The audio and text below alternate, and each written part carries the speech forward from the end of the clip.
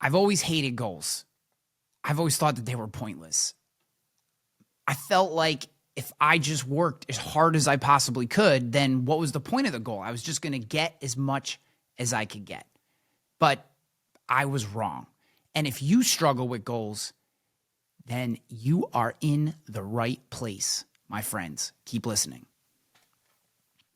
What is up, guys, and welcome back to the show. We have another solo episode for you. I'm really enjoying doing these as I dump my brain, hopefully, into yours. Now, what changed my mind about goals? Years of running businesses, leading teams, and realizing one hard truth. Goals aren't the problem. It's the way we've been taught to set them. It's the way that we've been taught to attack them. If you stick with me, I'm going to show you how to set goals that you will actually hit. No fluff, no BS, no cliches, just an actionable, easy to follow strategy that I guarantee will work.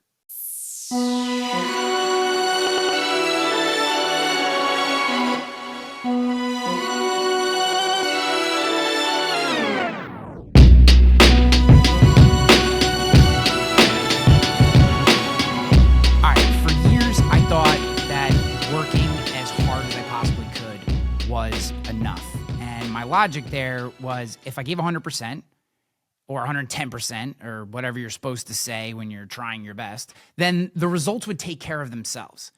But I always hit walls. Projects stalled, teams floundered, people got frustrated with me, growth plateaued in different times. And I found I was great at starting projects, but I was terrible at finishing them. And that's when I realized that hard work without goals just doesn't work. And some of you are probably listening to this going, duh, Ryan, I've known about goals for years. Well, shit, sorry. I have these odd things that I think, and until I absolutely bang them against a wall and find out if they make hay or not, I have to kind of learn the hard way. That's always been the way for me. And, the problem is most of the advice that we get about goals is absolute garbage. You've heard things like, just make SMART goals or you need stretch goals. And, everyone talks about SMART goals, but I don't know anybody in which they practice SMART goals and they actually work for them. And be honest with yourself. Do you sit down and do specific, measurable, achievable, relevant time? Do you writing all that down? I don't know anybody that does that. And I also think there's tons of cracks in the system. It's not completely lacking of value, but I definitely don't think that SMART goals are the answer or stretch goals or any of these other kind of prepackaged philosophies around goals actually work. And here's some stats for you. A staggering 84% of people do not set any goals, which obviously significantly diminishes their chances of success. Only 3% of people have written goals with a plan to execute them. Even though, and this is crazy, you are 10 times more likely to succeed if you've written out your goals. 10 times more likely. Only 45% of the people that actually set goals even track their goals. Insane. And 35% of individuals abandon their New Year's resolutions within a week of setting them, often due to setting unattainable goals. That came with the stat. And I think that last part is bullshit. And that's why we have to be careful when we get a stat and then someone applies their opinion on to the end of it, which I'm doing, but this is my podcast. I get to put my opinion on things. They call it Quitter's Day. And it's 1 week from when this episode is dropping. So this is dropping on Friday the 3rd. So technically, the second Friday in January is officially Quitter's Day, when all of our big grandiose plans and goals that we make for the year, we throw out and go back to our old habits. So if we don't set goals the right way, then we are absolutely giving ourselves no chance of success. We're failing ourselves, our team, our business, and that is not who we are. Certainly if you take the time to listen to this show. So First, before we get into the actual strategy itself, I want to hit you with this idea. Prioritize fewer, bigger goals. One of the biggest reasons that goals fail is because we try to do too much at once. We spread ourselves thin. We're chasing 5, 10 different priorities, and we end up missing them all or getting half-hearted results on a bunch of them. And then, how do we choose which ones to prioritize, et cetera? Dr. Benjamin Hardy, who wrote 10X is easier than 2X, has a great quote. To 10X, you must focus on fewer things that matter most and eliminate everything else. 10X is easier than 2X is one of my absolute top 10 book recommendations, regardless if you're in the business community or not. There are so many incredible insights inside that book. And the biggest idea that I took away from 10X is easier than 2X is this thought that with a 2X goal, right, I want to double my income, or I want to do 2X the number of whatever the thing I'm trying to achieve is. There's 1,000 different ways to 2X your goal. You can take this path or that path, or if this happens, or I could get lucky here, this could go up, and there's all kinds of external and internal factors and paths that we can take to hit a 2X goal. But if we're going to 10X our results, there are 1, possibly 2 ways to get there. Simply by focusing on a 10X goal, be it unreasonable or not, we drastically reduce the paths to success, which immediately creates focus. I love that book. Highly recommend if you haven't read it. Make that a priority in 2025. Read 10X is easier than 2X by Dr. Benjamin Hardy. Fewer, bigger goals demand clarity and commitment. When your goal is ambitious, it eliminates distractions. You can't afford to waste time on things that don't move the needle. Now, what I'm about to share with you has worked for me. I'm not a goal guru. I'm just a guy that likes to get shit done. And as I mentioned before, I tend to have to learn every lesson the hard way.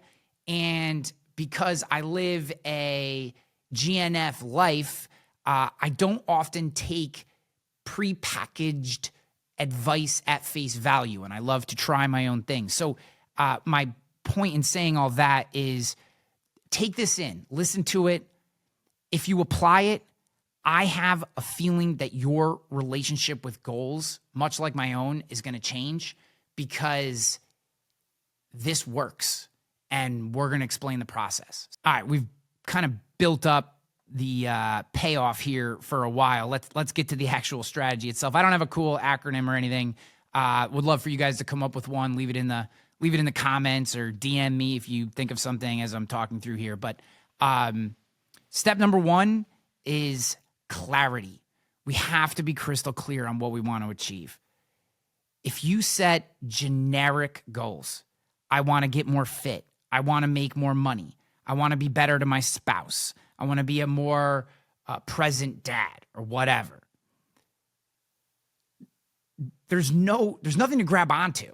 There's no tangible thing that we can grab onto and actually apply whether we're doing the thing or not.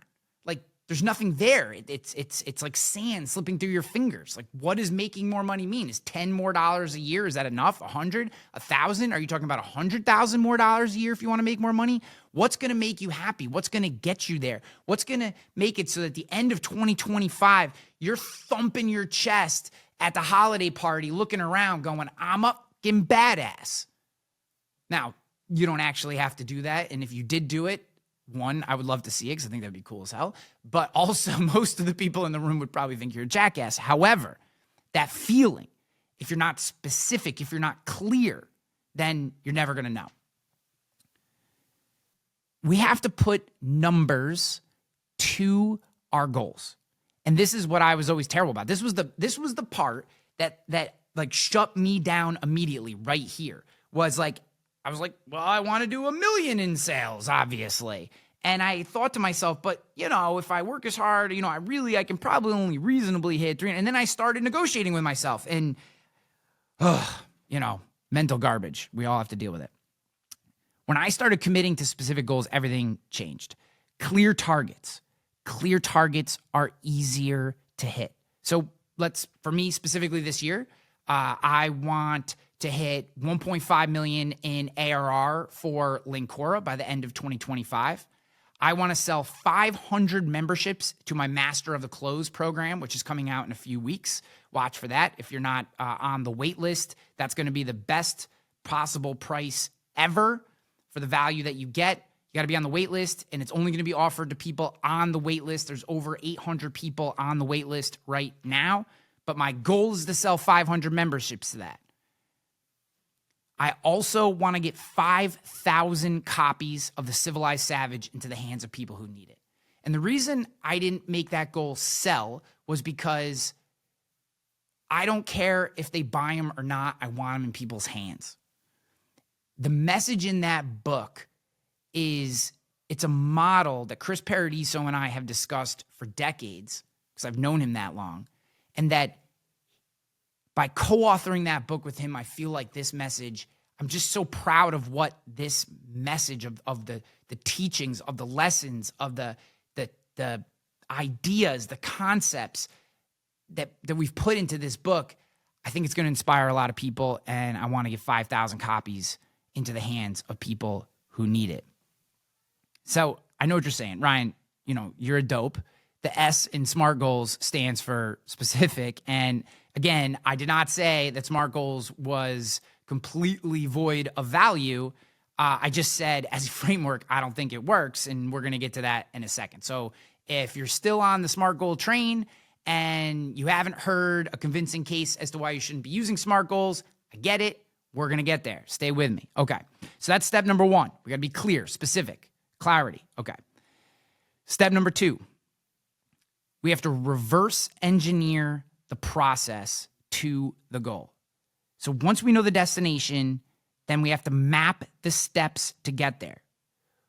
Ask yourself, what do I need to do to hit my goal? This means actual tasks. Like, what do you need to do? Not just like, well, if I want to do $1 million in revenue, then I need to sell, 1,000 widgets or whatever, right? It's what are the actual things that you need to do? And if you don't know, ask somebody or read a book. I know that might sound crazy, but most of the crazy shit that I know came from reading books. Ask ChatGPT, call a mentor, follow the person who's doing the thing today on social media and consume their content. And here's a little caveat to that or an addendum to that idea. Don't just consume their content, watch what they actually do, right? A lot of times you can learn just as much from digging into someone's social media account and watching what they're actually doing, even more so than if you just listen to what they say. So don't just consume that person that you admire, that person whose life you would like to live, or a version of their life, like your version of their life that you'd like to live. And it's completely cool, by the way, to have that. You can have aspirational individuals who, you take different parts from their lives and say, I'd love to have this kind of house and this kind of relationship with my spouse, and I'd like to have this kind of company, and I'd like to be known for expertise or thought leadership on this particular topic. It's completely cool to cherry pick different people's lives and things they do in their lives and admire them and then follow them, consume their content, but don't just consume their content, watch what they actually do. So it's most likely not rocket science. It's most likely just work. But once we have the tasks, once we know the actual things that we need to do, step number 3 is where we drastically diverge from SMART goals. Step number 3 is set non-negotiable habits. Goals aren't about outcomes. They're about the habits that drive those outcomes. If we focus on outcomes, it distracts us from the process. If you're in sales, you've heard detach from the outcome. Every part of your life in which you can detach from the outcome and focus on the habits that create success, not the outcomes of success, but the habits that create success, you will see drastic positive improvements. this is kind of like an anecdote, but I played college baseball. I played a little baseball after college. My career really took off when I was a junior in high school. And it was because I had a coach where I grew up in upstate New York. American Legion baseball was like, the good summer baseball. That's where you wanted to play if you wanted to play in college, but you were still in high school, right? So tons of guys that went on to play in college and even further played American Legion where I was. There's different leagues all over the country. American Legion was the big thing. So I had this summer coach for my American Legion team, and he pounded into our heads this idea of detach from the outcome. And he also smoked cigarettes as he coached first base, so he used a lot of curse words and crazy metaphors, and he was very crass, and he's probably one of my favorite coaches ever. So I'm not going to share exactly how he conveyed that message to you, but when I realized that it was okay for me to just focus on the work, focus on my mindset, on my setup, on my approach when I came up to bat, and I completely detached from whether or not I actually got a hit or got on base, surprisingly, my career jumped. I mean, I was good enough to be on the team at the time, but that season I led the team in RBIs and doubles and in batting average, and it just changed the trajectory of my baseball career. Who knows if I had stayed on the path that I was, if I would have made it to college. But from that point on, playing college baseball was a clear path, and I bring it all the way back. I mean, at the time, I probably couldn't have told you this, but bringing it all the way back and thinking about it now as 43, soon to be 44-year-old man, it was this core idea of detaching from the outcome that changed the trajectory of my career. And this applies to sales. It applies to everything we do in life. Detach from the outcome. Focus on the habits, right? If you want to lose 10 pounds, commit to all workout 5 days a week and cut out sugar, right? The habit, the non-negotiable habit is 5 workouts a week and no sugar. Not, I'm going to lose 10 pounds. Because what happens is if you focus on the losing 10 pounds and the outcome, you're going to have days where you retain a little extra water and the scale is going to make it look like you're not making any progress, and you're going to get frustrated, and then you're going to change your path and you go, maybe I'm working out too much and I need to, and now you're off your habits, your success habits. Instead of thinking I'll close 10 clients this month, focus on the number of calls you have to make or emails you have to send or networking events you have to go to or contacts you need to add to your CRM. What is that habit that you do every day that gets you to the goal, not the goal itself? My ex-father-in-law, who taught me about selling insurance, he used to say, don't worry about premium, just put policies on the books. So this is an insurance reference for those of you who don't work in the insurance industry.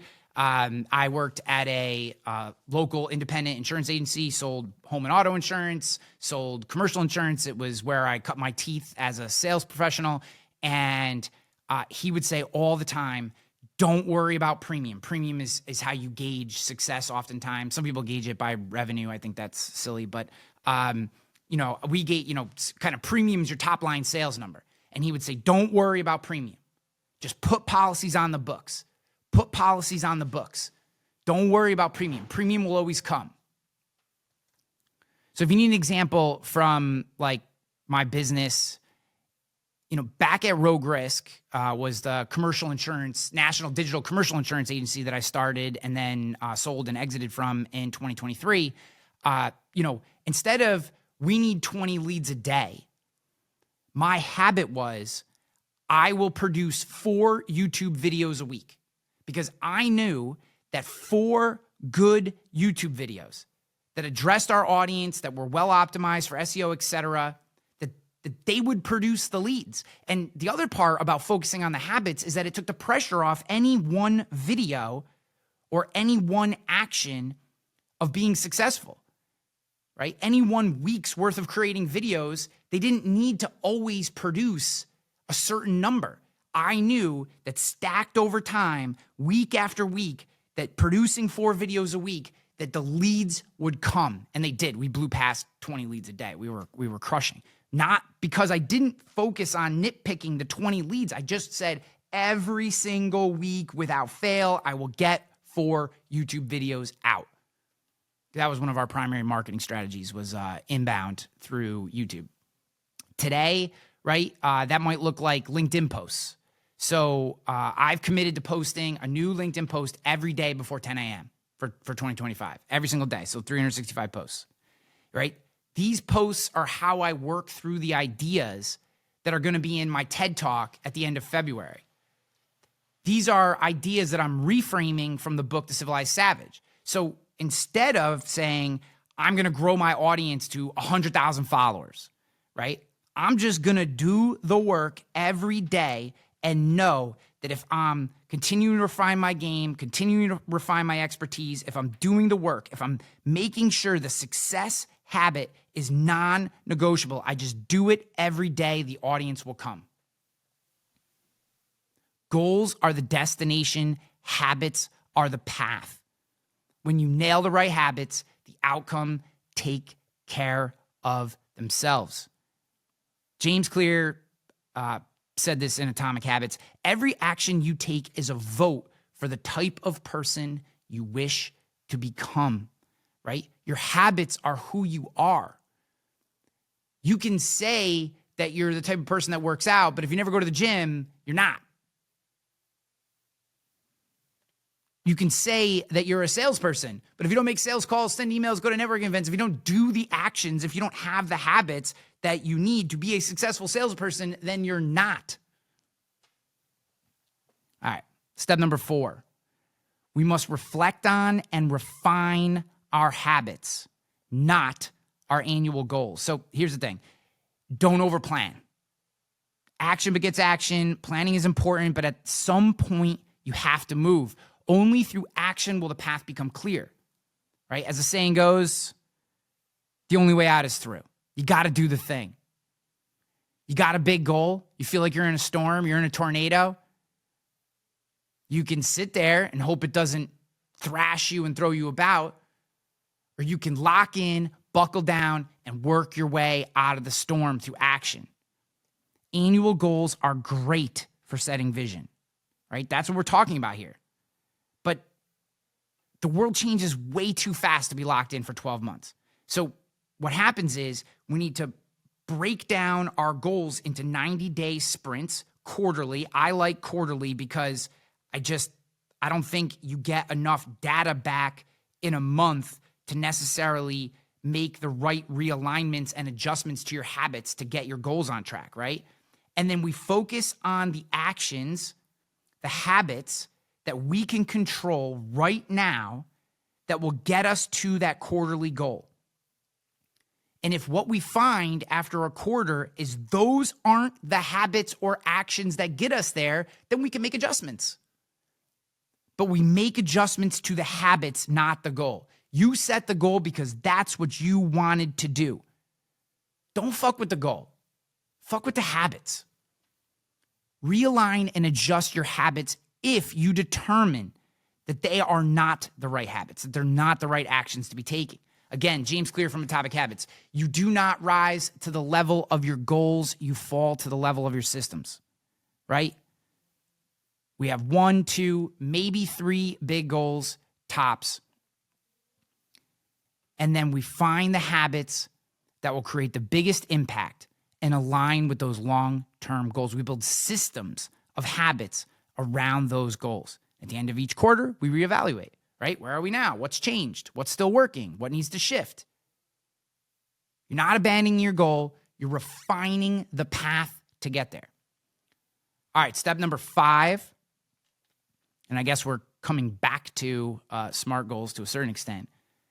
We have to track our habits. We have to measure what matters, right? So if we're not tracking, then what's going to happen is our emotions are going to lie to us, right? If we want to achieve our goals, we can't rely on our memory or our good intentions. It's just, you are not your mind, you are not your body. They will lie to you, right? You need to track your habits. You need to measure what matters, right? Your memory, your emotions will lie to you when things get squirrely, and they absolutely, positively will. It is inevitable. It's called entropy. Your emotions are going to freak out.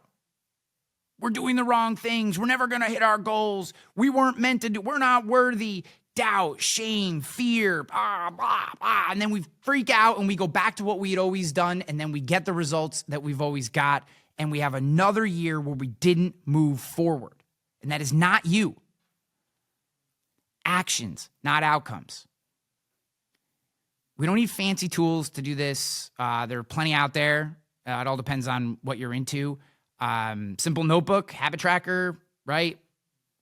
Whiteboard with check boxes, whatever works for you. I honestly, I don't care. I used Whoop Strap for a while to track my sleep.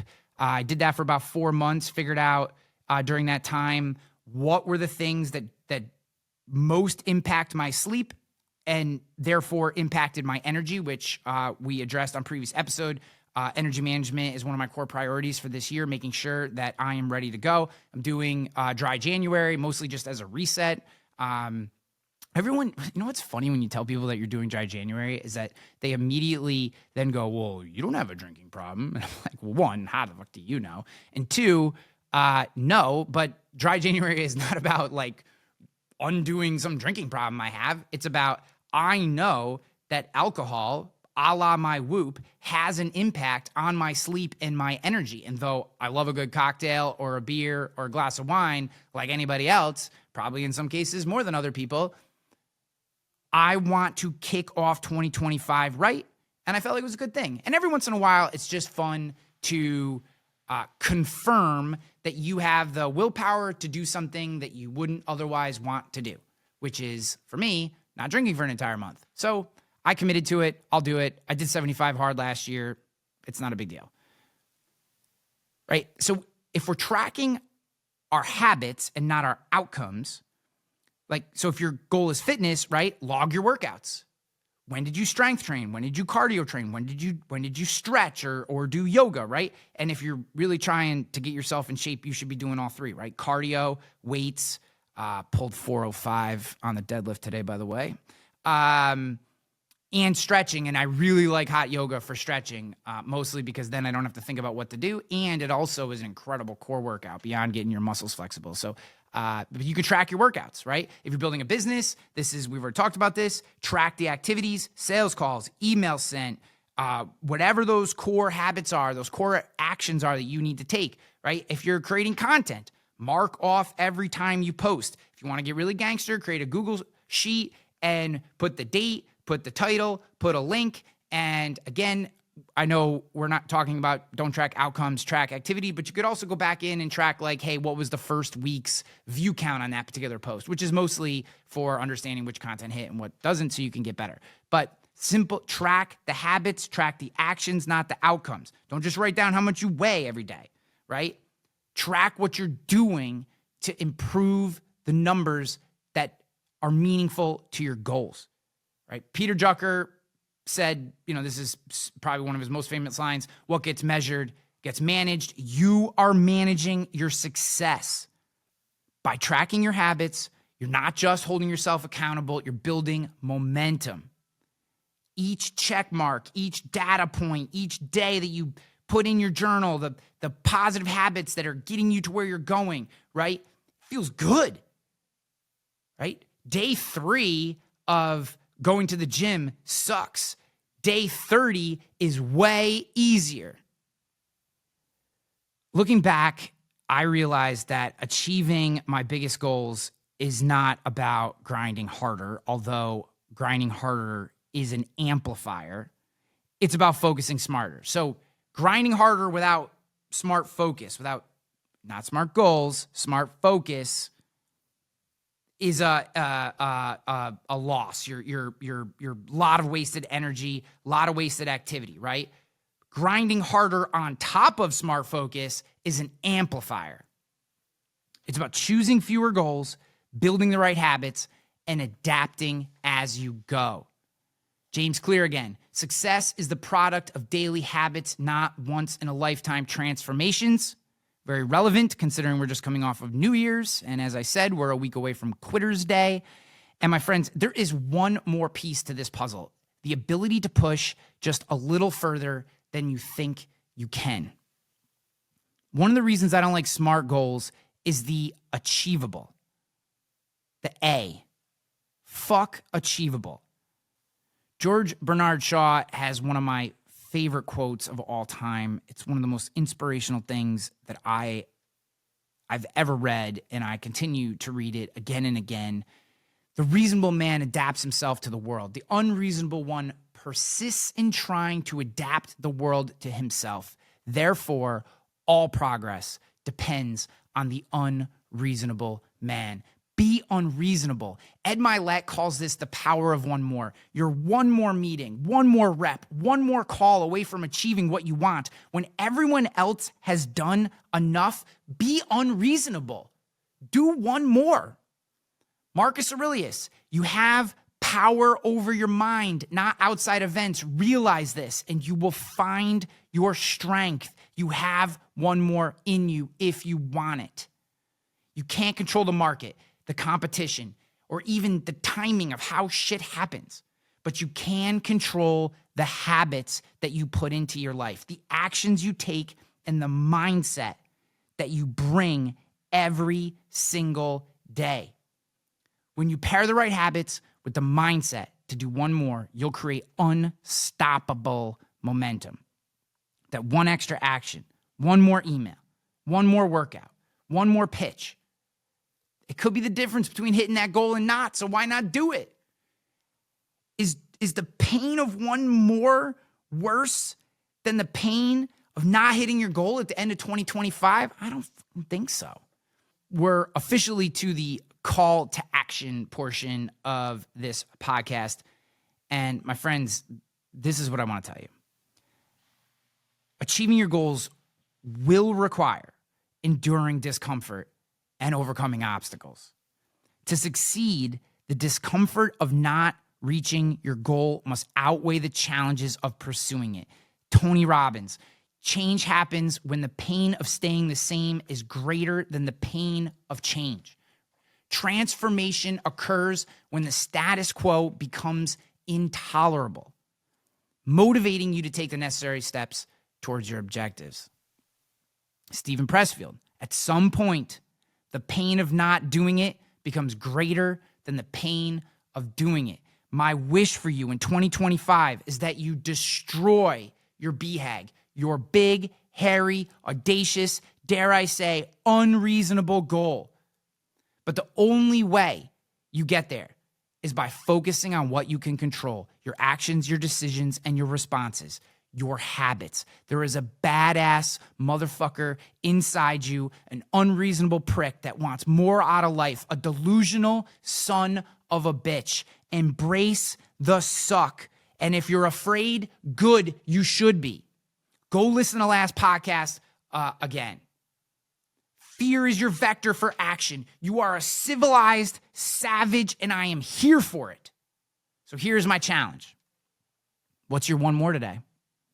What's the non-negotiable habit that you'll commit to, that one extra step you'll take, the thing that pushes you closer to your goal? I want to know. Share it in the comments. DM me, Instagram, LinkedIn. Let's make this shit real. This is the way.